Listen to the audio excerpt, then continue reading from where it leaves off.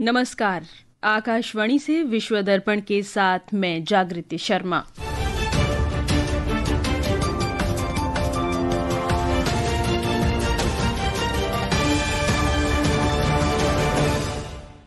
राष्ट्रपति द्रौपदी मुर्मू आज लुआंडा में अंगोला के राष्ट्रपति जोआओ मैनुएल गोंसाल्वेस लॉरेंस के साथ द्विपक्षीय वार्ता करेंगी।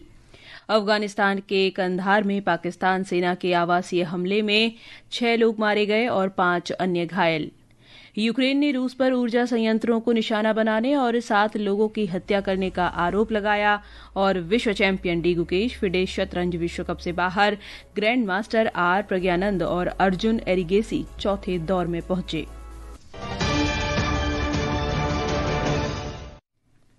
अब समाचार विस्तार से।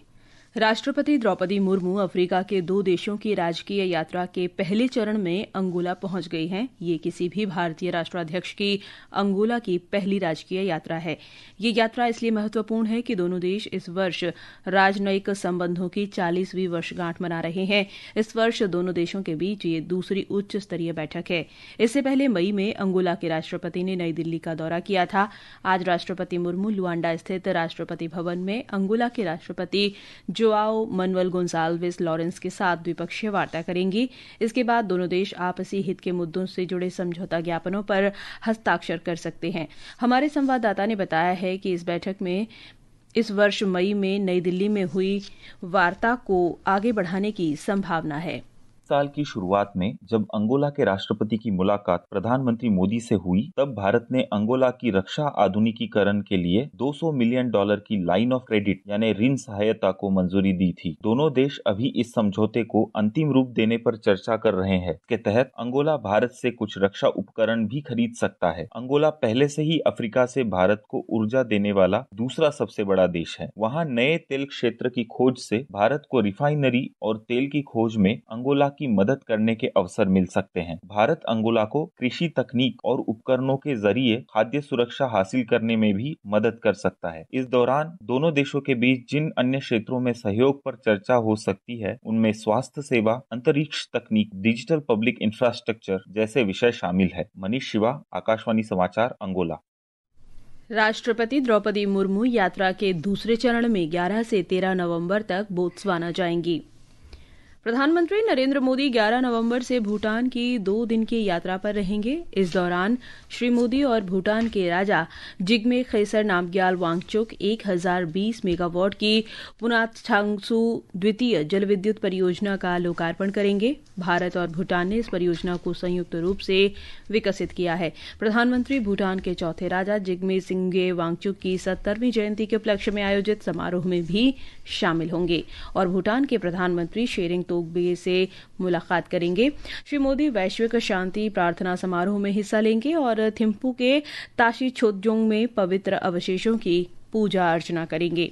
इस बीच भारत से ले जाए गए भगवान बुद्ध के पवित्र अवशेषों का एक अंश भूटान की राजधानी थिम्पू के प्रमुख मठ तासित छोंगोंग में स्थापित किया गया है। ये मठ भूटान की सर्वोच्च आध्यात्मिक और राजनीतिक संस्थाओं का केंद्र है। संस्कृति मंत्रालय ने कहा कि ये अवशेष 8 से 18 नवंबर तक थिम्पू में सार्वजनिक प्रदर्शन के लिए रखे जाएंगे। ये भारत और भूटान के बीच गहरी आध्यात्मिक संपर्क का प्रतीक है।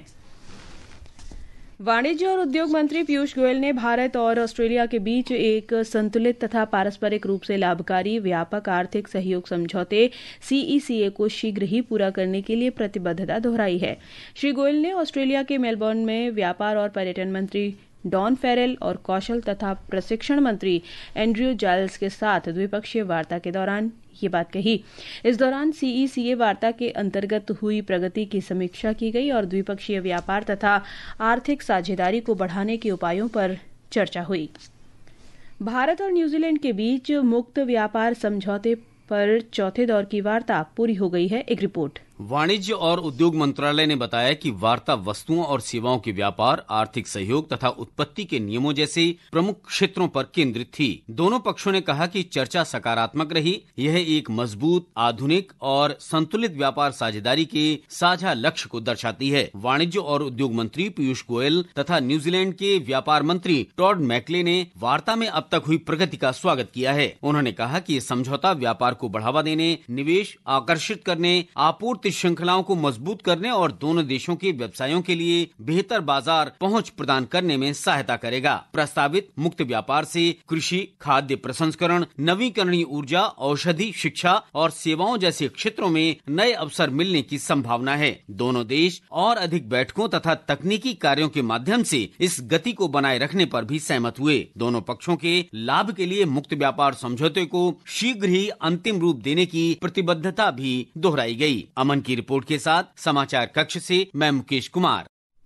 अल्पसंख्यक कार्य मंत्री किरेन रिजिजू सऊदी अरब के साथ द्विपक्षीय हज समझौते पर हस्ताक्षर करने और हज 2026 की तैयारियों की समीक्षा करने के लिए जेद्दा पहुंच गए हैं।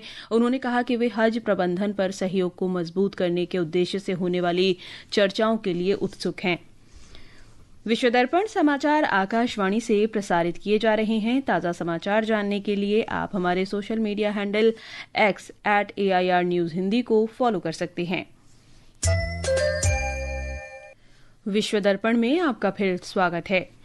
अफगानिस्तान के कंधार प्रांत के स्पिन बोल्टक जिले में पाकिस्तान सेना ने 3 रिहायशी इलाकों पर किए गए हमले में महिलाओं और बच्चों सहित कम से कम 6 लोग मारे गए और 5 अन्य घायल हो गए। ये हमला इस्तांबुल में अफगानिस्तान और पाकिस्तान के बीच तीसरे दौर की शांति वार्ता के दौरान हुआ। हालांकि ये वार्ता कथित तौर पर गतिरोध में समाप्त हुई।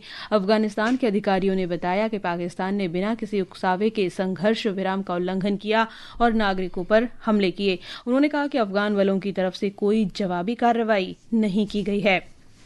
पाकिस्तान के मानवाधिकार मंत्री आजम नजीर तरार ने संसद को बताया कि देश में मानवाधिकार और महिलाओं की स्थिति लगातार बदतर होती जा रही है।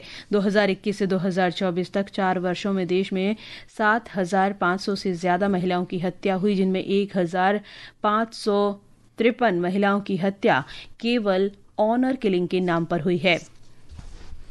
रूस ने यूक्रेन पर रात भर ड्रोन और मिसाइलों से हमला किया। इन हमलों में 7 लोगों की मौत हो गई।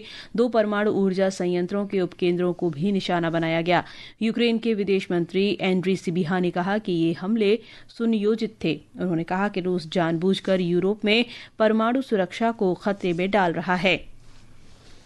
रूस ने अमेरिकी राष्ट्रपति डोनाल्ड ट्रंप के परमाणु परीक्षणों की संभावित बहाली पर दिए गए बयान पर गहरी चिंता जताई है।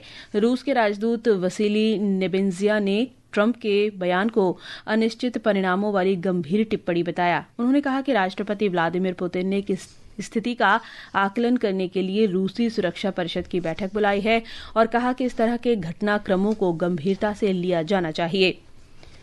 विश्व चैंपियन डी गुकेश फिडे शतरंज में विश्व कप से बाहर हो गए हैं। वहीं ग्रैंड मास्टर आर प्रज्ञानंद और अर्जुन एरिगेसी चौथे दौर में पहुंच गए हैं। एक report. Grand master R Praggnanandhaa ने गेम में मिली मामूली बढ़त का पूरा फायदा उठाते हुए आर्मेनिया के ग्रैंड मास्टर रॉबर्ट हाउहेनिसियन को हरा दिया। इस तरह 4 भारतीयों ने शनिवार को यहां जारी फिडे विश्व कप 2025 के चौथे राउंड में जगह पक्की कर ली, जबकि विश्व चैंपियन गुकेश डी हारकर बाहर हो गए। प्रज्ञानंदा, जिन्हें तीसरे राउंड में पहुंचने के लिए लंबा ट्राई ब्रेक खेलना पड़ा और फिर काले मोहरों से पहला गेम ड्रॉ करना पड़ा, तब मुश्किल में आ गए जब हाउहेनिसियन ने उनकी शुरुआती बढ़त को खत्म कर दिया। लेकिन तीसरे सर्वोच्च रैंक वाले इस भारतीय खिलाड़ी ने 27वीं चाल में अपनी रानी और हाथी के साथ काले मोहरों के राजा पर दबाव बनाकर मैच पर नियंत्रण कर लिया। आर्मेनियाई खिलाड़ी ने अंततः 42 सालों के बाद हार मान ली। सफेद मोहरों से पहला गेम जीतने वाले हरिकृष्णा बेल्जियम के ग्रैंड मास्टर डेनियल दर्दा के खिलाफ एक त्वरित ड्रॉ खेलने के बाद अगले दौर में पहुंचने वाले पहले भारतीय बने। आकाशवाणी समाचार के लिए पणजी से महेश चोपड़े।